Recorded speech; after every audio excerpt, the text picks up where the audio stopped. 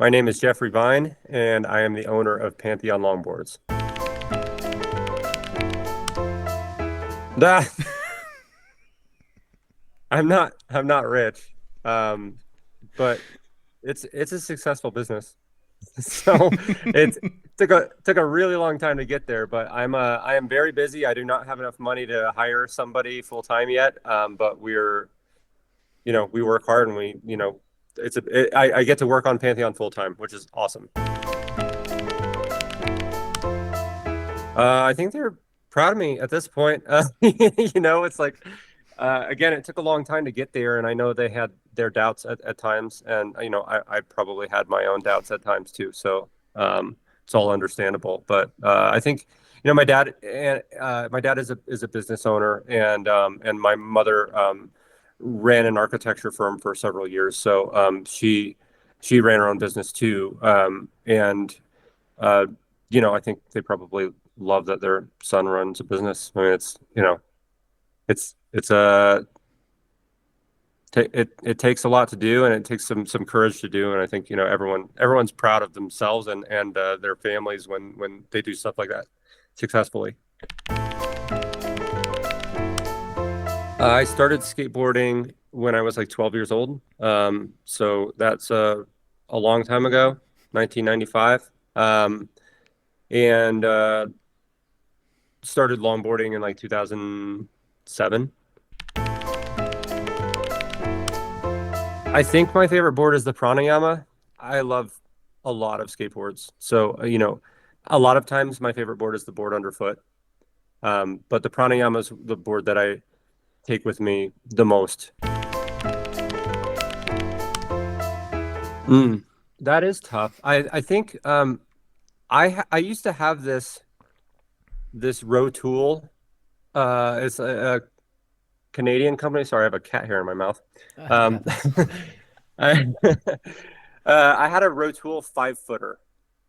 It was a 5 foot long dance board with just the most beautiful layup, textured veneer on the bottom of it that they laser cut. The graphic was like this, like I want to call it like a dodo bird, laser cut and then CNC'd, and then they used this crazy looking Kevlar veneer, like cross-hatched black and yellow. The silhouette of the CNC'd window that looked through the veneer was the graphic, and it was just absolutely gorgeous. It was an incredible construction.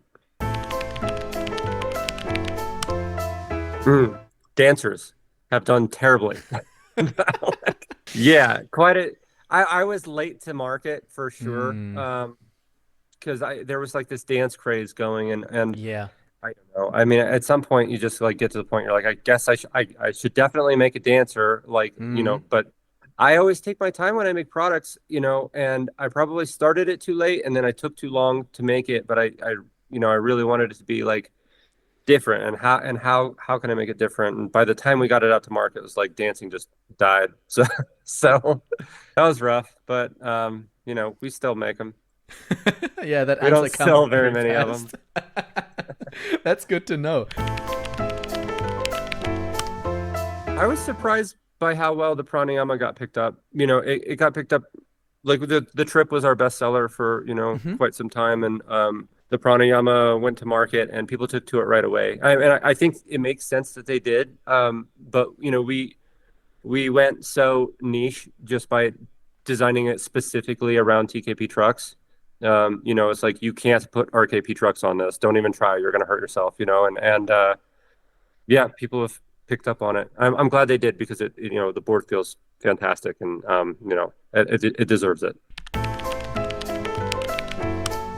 Probably loaded, and it has been forever. I mean, that's why we did a collab with them.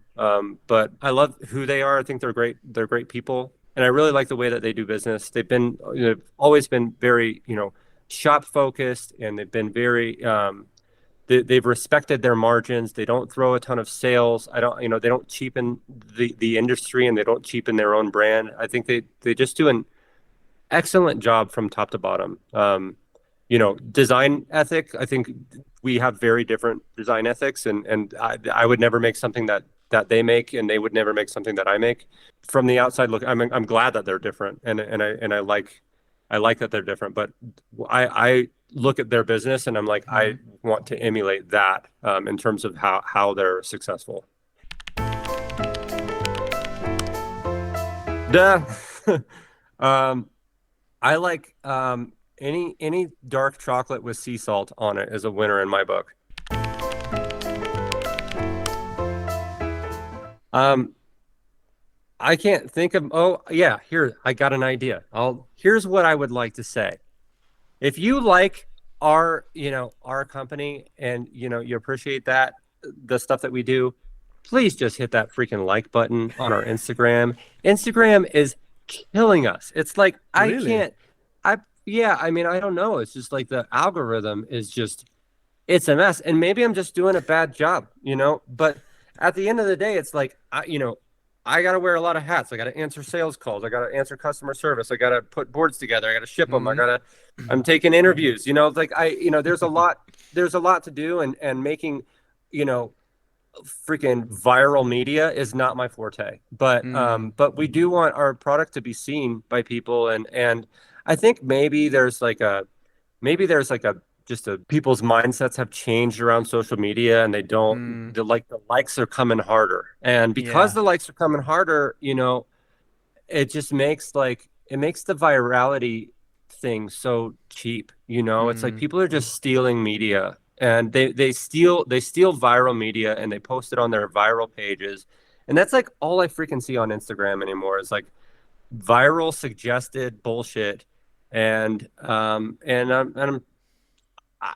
want to see more, more from my friends and less from that viral crap. And Mm. if you like, if you want other people to see our stuff, it's like you got to give us that thumbs up or that like button or whatever the heck that is. I think we're good for today. Thank you, Michael. Appreciate you, man.